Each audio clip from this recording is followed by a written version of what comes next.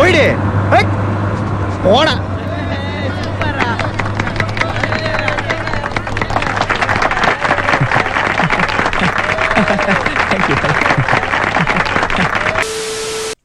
Hi guys, welcome to another video in our channel Chellas. First of all, very thank you for the great response to my second video. நிறைய பேர் ஸ்டோரியெல்லாம் போட்டு support பண்ணியிருந்தீங்க. அதெல்லாம் பார்த்து நான் ஒரு மாதிரி ரொம்ப எமோஷ்னல் ஆகி அப்படியே இவ்வளவு நாளா எங்கடா இருந்தீங்க? நீங்க எல்லாம் ஆரம்பத்திலே என் கூட இருந்திருந்தா ஒருத்தன் என்னை அடிச்சிருக்க முடியுமா? இல்லாதனால தானடா அம்புட்டு அடி. So very thanks. That was really a wholesome response to my video. Okay, coming to today's video. இன்னைக்கு நம்ம என்ன பார்க்க போகிறோம்னா asking my friends to roast me. அதாவது இப்போ நான் என்னோடய சில ஃப்ரெண்ட்ஸ் கிட்ட என்னை வந்து கலாய்ங்கடா, என்னை ரோஸ்ட் பண்ணுங்கடா அப்படின்னு சொல்லி ரெக்வெஸ்ட் பண்ணியிருக்கேன். அதெல்லாம் அவங்க இப்போ கலாய்ச்சி என்னை ரோஸ்ட் பண்ணி டெக்ஸ்ட் பண்ணியிருக்காங்க. இப்போ அதெல்லாம் பார்த்து நம்ம ஒரு ரியாக்ஷன் வீடியோ பண்ண போகிறோம். ஆக்சுவலாக நான் எக்ஸ்பெக்ட் பண்ண அளவுக்கு ரெஸ்பான்சஸ் வரலை. யூஸ்வலாக பார்த்திங்கன்னா நார்மலாகவே காலேஜ்லேயும் ஸ்கூல்லேயும் பார்த்திங்கன்னா என்னை மட்டும் இல்லாமல் செத்துப்போன என்னோடய தாத்தா பாட்டியெல்லாம் தோண்டி எடுத்து வச்சு கலாச்சிக்கிட்டு இருப்பானுங்க. இப்போ நானாக போய் அடிங்கடான்னு சொல்கிறேன். பெரிய ரெஸ்பான்ஸ் ஒன்றும் வரல, பெருசாக ஒன்றும் கலாய்க்கலை. இந்த சிவாஜி படத்தில் ரஜினியை கட்டி போட்டு அடிங்கடான்னு சொல்லுவாங்க. ஒருத்தரும் வந்து இல்லை இவர் என்னால் அடிக்க முடியாது, என் பொண்ணு இவர் காலையில் தான் மெடிக்கல் சீட் படிக்குது அப்படின்னு சென்டிமெண்ட்டாக பேசுவாங்க தெரியுமா? அந்த மாதிரி தான் பண்ணுறானுங்களா என்னன்னு புரியல. இல்லை நம்ம சேனல் ரீச் அதிகமாக இருக்குது, ஒருவேளை பெருசாக ரீச் ஆயிரும் அப்படின்னு பயப்படுறானுங்கன்னு நினைக்கிறேன் ஃப்ரெண்ட்ஸ். பயமா அது கடிச்சிடாத. பட் ஸ்டில் அதனால் பெருசாக ரெஸ்பான்சஸ் வரல. பட் ஸ்டில் இருக்கிறத வச்சு நம்ம என்ன பண்ண முடியுமோ அதை இன்றைக்கி நம்ம ரியாக்ஷன் பண்ண போகிறோம். போகலாமா? Let's go. Okay guys, first roast. என்ன மச்சான், ஃபைனல் ரிசல்ட்ஸும் வந்துருச்சு, அந்த அகடமிக் கம்பேக் இப்போயாச்சும் கொடுத்தியா இல்லையா? கம்பேக்லாம் இல்லை ப்ரோ, போகிற போக்க பார்த்தா ஒன்லி த்ரோ பேக்ஸ் தான் போல், கம்பேக்லாம் இல்லை. ஆக்சுவலி இந்த நாய்க்கு என் ரிசல்ட் தெரியும், தெரிஞ்சுக்கிட்டே வந்து கேட்குறான். இருங்க, இவன் என்ன ரிசல்ட்டுன்னு கேட்போம். ஆன்லைன்லாம் இருக்கான். நீ எவ்வளோடா சிஜிபிஏ? அதெல்லாம் சொல்ல முடியாதா?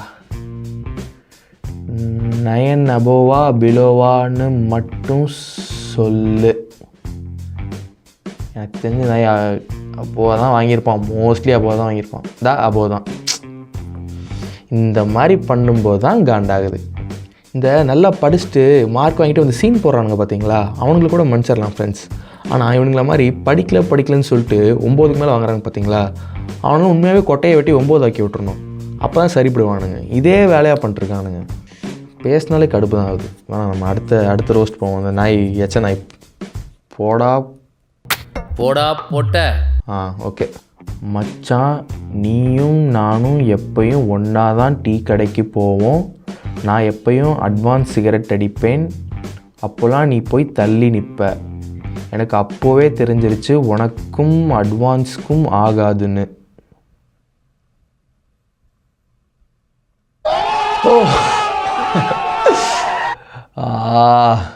புரியல ஜோக் என்னன்னு புரியல. Jai advance smart boy. நான் ஜே அட்வான்ஸ் கிளியர் பண்ணலையா, அதை குத்தி காட்டுறானா பரதேசி.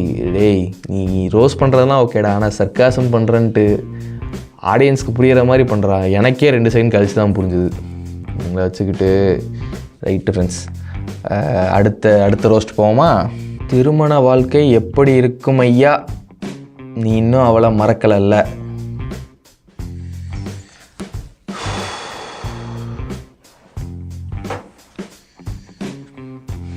நான் வாழும் வாழ்வே உனக்காகதானே, நாள்தோறும் நெஞ்சில் நான் ஏற்றும் தேனே. பைத்தியக்கார கூதி போய் படுற போடாடே. ஓகே ஃப்ரெண்ட்ஸ், ஆக்சுவலி இந்த கதை கேட்க நல்லாயிருக்கும், அதனால் நான் சொல்கிறேன். நான் முதலில் செருப்படி வாங்கின கதை நான் காலேஜ் செகண்ட் இயர் படிக்கும்போதுன்னு நினைக்கிறேன். அப்போ தான் நாங்கள் காலேஜுக்கு லாக்டவுன்லாம் முடிஞ்சு காலேஜுக்கு வந்திருக்கோம். வந்து ஒரு 2-3 மாதத்துலேயே என் கேங்கில் இருக்கிற எல்லாருமே வந்து அப்படியே டக்குன்னு கமிட் ஆகுறானுங்க. கமிட் ஆகிட்டு ஸோ இவனா கூட இருக்கிறவனா ஆகுறாங்களே நாமளும் ஆகணுமே அப்படின்னு சொல்லிட்டு அப்புறம் என் ஃப்ரெண்ட்ஸ் வேறு மச்சான் உனக்கு என்னடா குறை நீ பார்க்க விஜய் மாதிரி இருக்கடா நீ இறங்குடா அப்படின்னு புஷ் பண்ணானு. அவன் விஜய் மாதிரி இருக்கான்னு சொன்னப்பயே நான் யோசிச்சிருக்கணும். நானும் இவனுங்க சொல்கிறதெல்லாம் நம்பி சரி ஓகே இறங்கலான்னு சொல்லிட்டு எனது லௌதீக ப்ளே கிரவுண்டில் எனது முதல் காலடி முதல் ஸ்டெப்பை எடுத்து வைக்கலான்னு போகிறேன். பார்த்தா முதல் ஸ்டெப்பை கண்ணி வெடி வச்சுருக்காங்க. என் ஃப்ரெண்ட்ஸ் எல்லாம் சுற்றி சொன்னாங்க மச்சான் வேணாண்டா ஒரு பெரிய ரெட் ஃப்ளாகு வேண்டாம் அவகிட்ட பின்னாடி போகாதுன்னு அப்பயே சொன்னாங்க. நாங்கள் இதெல்லாம் பற்றி கவலைப்படாமல் சரக்கு சேஃபாக சேர்த்துட்டோம்னு சந்தோஷமாக இருந்தோம். அந்த மாதிரி கன்னி வெடியே இருந்தாலும் பரவாயில்ல, இந்த கோவப்படத்தில் நம்ம ஜீவானை கரெக்டாக தெரிஞ்சே கன்னி வெடியில் காலை வைப்பார்ல, அதே மாதிரி கன்னி வெடியில் தான் காலை வைப்பேன் அப்படின்னு கன்னி வெடியில் காலை வச்சேன். செதறிட்டேன், பீஸாக போயிட்டேனே. அந்த கண்ணியின் பின்னே போய் ஒரு கன்னி வெடியில் காலை வைத்து சிதறினேன். சே பாருங்கள், அவளை பற்றி யோசித்தாலே கவிதையாக கொட்டுது. ஸோ அதுதான் நான் வாங்கின முதல் சூத்தடி. அதுக்கப்புறம் தான் இந்த முடியும் இந்த தாடியும் இந்த யூடியூப் சேனலும் இந்த போர்க்களமும் எல்லாம் அவளை மறக்கத்தான் என்னை மறக்கத்தான். தப்பு இல்லை ஃப்ரெண்ட்ஸ், என்ன கேட்டால் நான் அது தப்பு இல்லைன்னு தான் சொல்லுவேன்.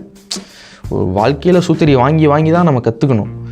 ஏன்னா இப்போ ஒரு நல்ல ஒரு எக்ஸாம்பிள் சொல்கிறேன். இப்போ நீங்கள் ஜிம் போகிறீங்க, உங்கள் செஸ்ட்டு டெவலப் பண்ணால் செஸ்ட் எக்ஸசைஸ் இருக்குது, செஸ்ட் ஒர்க் அவுட் இருக்குது, ஷோல்டர் டெவலப் பண்ணுறதுக்கு ஷோல்டர் ஒர்க் அவுட் இருக்குது, பைசெப்ஸ் ட்ரைசெப்ஸ் இது மாதிரி ஒரு பாடி பார்ட்டுக்குமே ஒரு எக்ஸசைஸ் இருக்குது.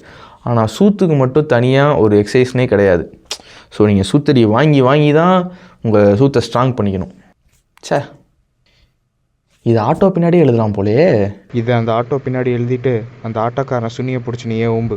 இனமென பிரிந்தது போதும், மதமென பிரிந்தது போதும், மனிதம் ஒன்றே தீர்வாகும். உயிர்களை இழந்தது போதும், உறவுகள் அழிந்தது போதும், அன்பே என்றும் தீர்வாகும்.